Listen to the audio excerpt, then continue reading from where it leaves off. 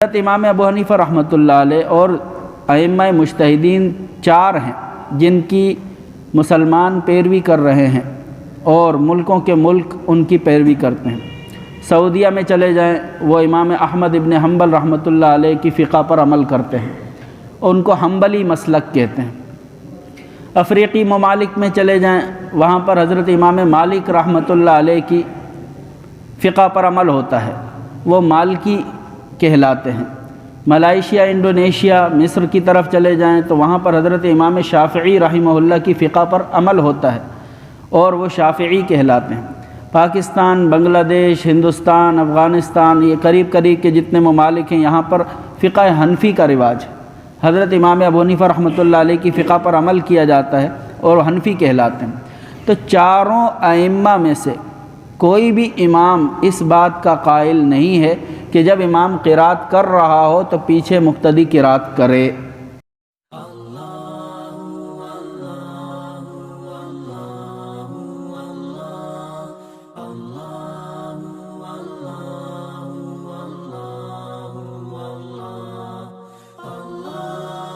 اب سورہ فاتحہ امام جب موجود ہو تو پھر سورہ فاتحہ مقتدی کو پڑھنی چاہیے یا نہیں پڑھنی چاہیے؟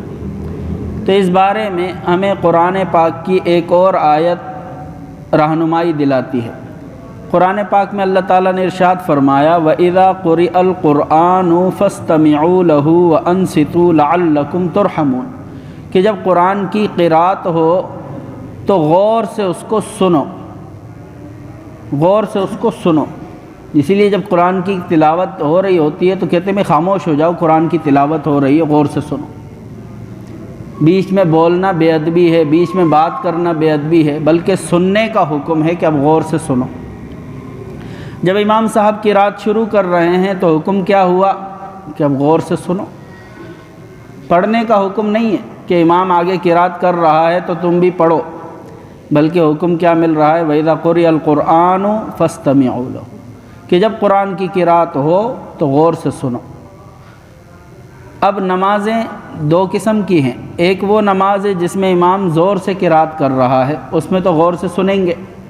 دوسری وہ نمازیں ہیں جس میں امام آہستہ سے قرات کر رہا ہے، آواز نہیں آ رہی، جیسے ظہر کی نماز ہے، عصر کی نماز ہے، خاموش نمازیں ہیں یہ۔ تو اس کے لیے کیا حکم ہے، اس میں کیا کرنا چاہیے؟ اللہ تبارک و تعالیٰ نے آگے فرمایا وَأَنصِتُوا خاموش رہو،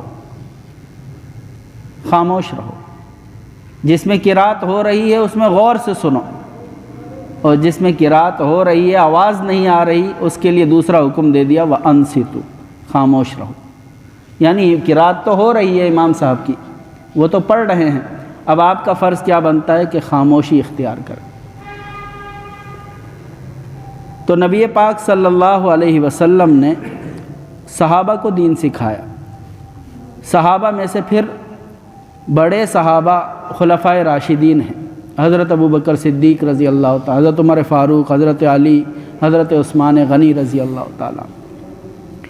پھر حضور صلی اللہ علیہ وسلم نے ایک حدیث میں یوں بھی فرمایا کہ میرے بعد میرے 2 صحابی یعنی ابو بکر و عمر کی اقتداء کرنا، ان کی پیروی کرنا، ان کی اتباع کرنا۔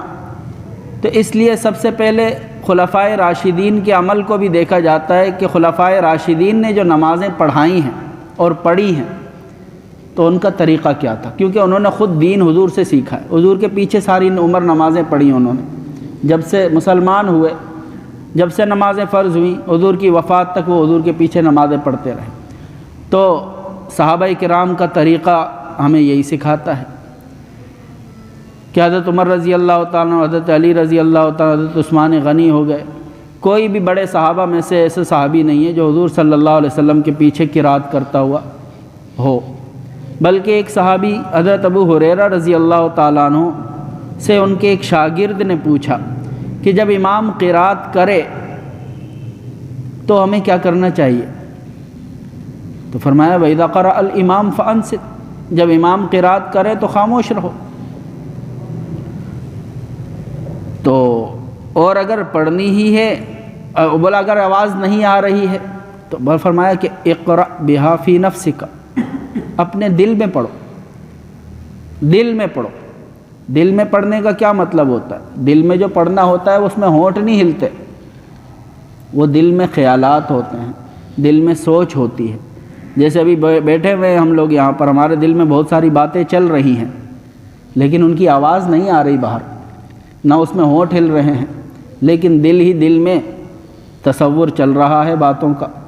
تو اسی طرح اگر نماز میں دھیان پیدا کرنے کے لیے تیسری رکعت، چوتھی رکعت جس میں امام کی قرات کی آواز نہیں آ رہی ہے، تو اس میں پھر دل میں اگر خیال کرے سورہ فاتحہ کا، پڑھے نہیں زبان سے، ہونٹ نہ ہلائے، تو وہ جائز ہے کہ وہ نماز میں دھیان پیدا کرنے کے لیے سورہ فاتحہ کا صرف تصور کر رہا ہے۔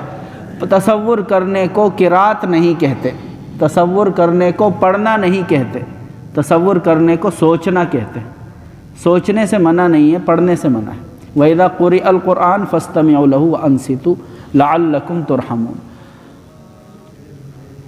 تو یہ تو قرات سے متعلق تھا کہ قرات انسان کو امام کے پیچھے قرات کرنی چاہیے یا نہیں کرنی چاہیے۔ تو حضرت امام ابو حنیفہ رحمۃ اللہ علیہ اور ائمہ مجتہدین 4 ہیں جن کی مسلمان پیروی کر رہے ہیں اور ملکوں کے ملک ان کی پیروی کرتے ہیں۔ سعودیہ میں چلے جائیں، وہ امام احمد ابن حنبل رحمۃ اللہ علیہ کی فقہ پر عمل کرتے ہیں، ان کو حنبلی مسلک کہتے ہیں۔ افریقی ممالک میں چلے جائیں، وہاں پر حضرت امام مالک رحمۃ اللہ علیہ کی فقہ پر عمل ہوتا ہے، وہ مالکی کہلاتے ہیں۔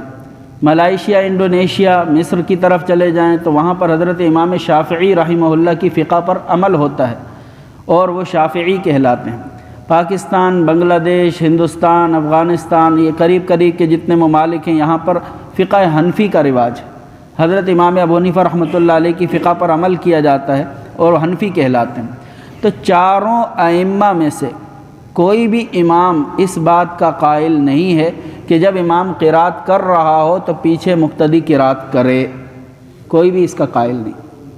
سب کہتے ہیں کہ جب امام قرات کرے تو خاموشی سے سنو، غور سے سنو۔ کسی فقہ میں یہ بات نہیں ہے کہ امام کے پیچھے امام قرات کر رہا ہے اور پیچھے والا بھی قرات کر رہا ہے۔ ہاں، وہ یہ کہتے ہیں کہ جب امام خاموش ہو جاتا ہے، ولا الضالین کہہ کر خاموش ہو جاتا ہے اور سورت شروع کرنے سے پہلے تھوڑا سا سانس بحال کرنے کے لیے وقت لیتا ہے، تو اس خاموشی کے درمیان اگر پڑھ سکتے ہیں تو سورہ فاتحہ پڑھیں۔ تو جو پڑھنے کے قائل ہیں وہ بھی امام کی قرات کے دوران پڑھنے کا حکم نہیں دیتے کہ امام کی قرات ہو رہی ہے اور پیچھے مقتدی کی بھی قرات چل رہی ہے، اس کا حکم نہیں دیتے، بلکہ وہ امام کی خاموشی میں سورہ فاتحہ پڑھنے کے قائل ہیں کہ جب امام خاموش ہو تو پھر سورہ فاتحہ پڑھ لیں۔ تو بہرحال سورہ فاتحہ جب امام جو ہوتا ہے اس کی ذمہ داری ہوتی ہے، پوری مقتدیوں کی ذمہ داری اس کے اوپر ہوتی ہے اور وہ ذمہ داری کو اٹھانے والا ہوتا ہے۔ اسی وجہ سے حدیث شریف میں آتا ہے کہ جس کا امام ہو تو امام کی جو قرات ہے وہ اس کی بھی قرات شمار ہوگی۔ من کان لہ امام فقراءۃ الامام قراءۃ لہ، کہ جس کا کوئی امام ہو اور اس کی پیروی میں نماز پڑھ رہا ہے تو امام کی جو قرات ہے وہ مقتدی کی بھی قرات شمار ہوگی۔ یہ نہیں کہ مقتدی کی قرات نہیں ہو رہی، بلکہ امام کی قرات کے ساتھ اس کی مقتدی کی قرات ہو جائے گی۔ حضرت امام ابو حنیفہ رحمۃ اللہ علیہ کے پاس کچھ لوگ اس مسئلے پر بحث کرنے کے لیے آئے اور آ کر امام صاحب رحمۃ اللہ علیہ سے کہنے لگے کہ ہم آپ سے فاتحہ کے بارے میں کہ امام کے پیچھے فاتحہ پڑھنی چاہیے یا نہیں پڑھنی چاہیے، اس مسئلے پر ہم آپ سے بحث کرنا چاہتے ہیں۔ امام صاحب رحمۃ اللہ علیہ نے فرمایا کہ اچھا، تم اتنے سارے لوگ ہو، پہلے یہ بتا دو کہ تم اپنے میں سے کسی ایک کو بڑا مقرر کرو جو مجھ سے بات کرے گا، میں اس کو سمجھاؤں گا تو تم کو سب کو سمجھ میں آ جائے گی۔ یعنی ایک آدمی مجھ سے بات کر لے تو میں اس کو مطمئن کروں گا، تم سب سن رہے ہوگے، تمہیں بھی سمجھ میں آ جائے گی۔ تو انہوں نے سب نے متفق ہو کر ایک کو کہا کہ یہ ہم سب کی طرف سے بات کرے گا۔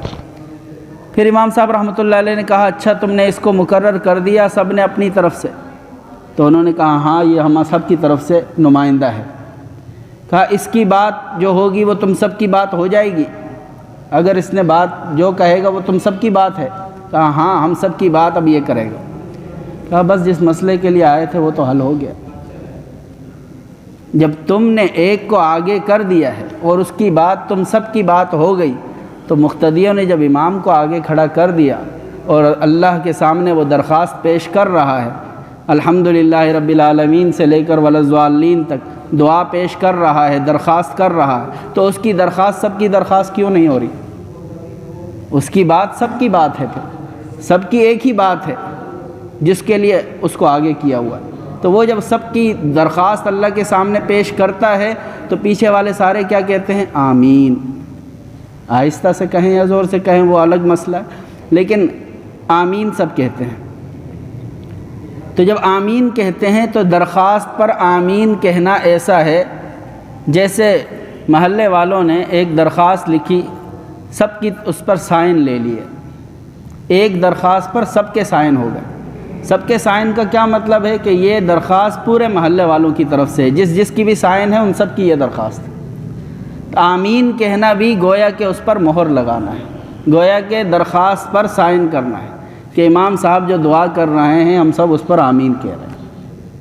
تو جب دستخط سب نے ایک ہی درخواست پر کر دیے ہیں تو اب ہر ایک کو الگ الگ درخواست پیش کرنے کی ضرورت نہیں رہی، ایک ہی درخواست میں سب کا کام ہو جائے گا۔ تو یہ حضرت امام ابو حنیفہ رحمۃ اللہ علیہ کی فقہی بصیرت تھی کہ انہوں نے ان کو آسان انداز میں سمجھا دیا کہ جب امام کو آگے کر دیا تو وہ امام کی جو قرات ہے وہ سب کی قرات ہے اور امام سب کی ذمہ داری اٹھانے والا ہے۔ آپ نے مسئلہ سنا ہوگا کہ جب کوئی امام ہوتا ہے، کسی صحرا میں ہے، کسی جنگل میں ہے یا کسی اسٹیشن پر ہے، امام کا جو سترہ ہوتا ہے، سترہ اس کو کہتے ہیں کہ مقتدی اپنے سامنے کوئی چیز کھڑی کر دیتا ہے تاکہ آگے پیچھے سے اگر کوئی جانے والا ہو تو گناہ گار نہ ہو۔ تو امام اپنے سامنے اگر کوئی چیز کھڑی کر دیتا ہے، سترہ بنا لیتا ہے، تو اس کا جو سترہ ہے وہ سب کے لیے سترہ شمار ہوتا ہے۔ امام کا سترہ سب مقتدیوں کا سترہ ہے، تو پھر امام کی قرات سب کی قرات کیوں نہیں؟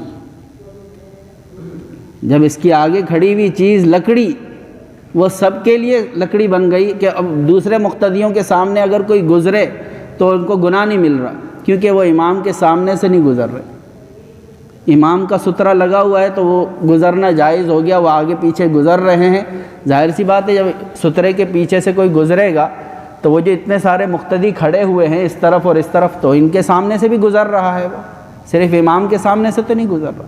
تو جب وہ امام کے سامنے سترہ ہونے کی وجہ سے گناہگار نہیں ہو رہا، تو اسی لیے نہیں ہو رہا کہ مقتدیوں کا سترہ وہ امام کا سترہ ہے، ورنہ تو پھر یہ مقتدیوں کے سامنے گزرنے سے گناہگار ہوتا کہ ہر ایک کے لیے الگ الگ سترے کی ضرورت ہوتی، ہر ایک کو اپنی اپنی لکڑی کھڑی کرنے کی ضرورت ہوتی، لیکن امام کی لکڑی سب کی لکڑی ہے، تو امام کی قرات بھی سبھی کی قرات ہے۔ تو اللہ تبارک و تعالی ہم سب کو دین کی سمجھ عطا فرمائے۔ حسبی اللہ و نعم الوکیل، نعم المولا و نعم النصیر، حسبی اللہ